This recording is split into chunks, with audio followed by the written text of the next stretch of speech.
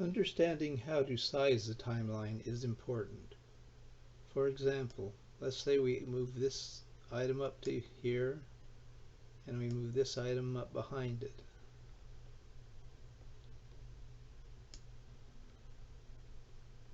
If we stretch this item all the way out, we start running out of space on our timeline, and we're only out to 8 seconds.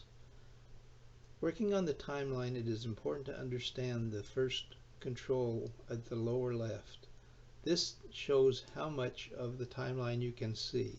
If you move it to the left, you can see a lot more. If you move it to the right, it stretches things out.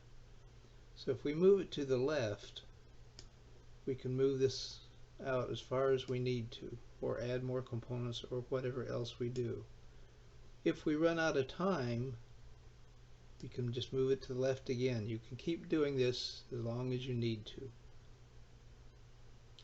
Now sometimes we want to zoom in on something. So let's go to the, if we press the control up here, it takes us to the first of the timeline.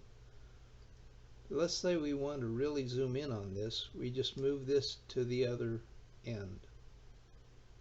And now you can see you have plenty of time here to edit or do something very specific in this area.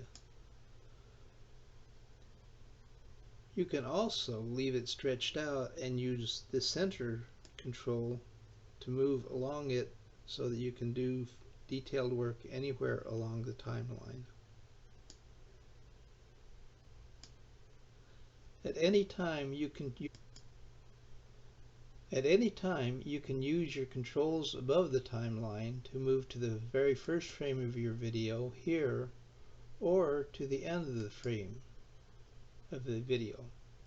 Now notice that it didn't move, but if we use the timeline in the center, we can go out to that spot and see that we are at the end of the timeline.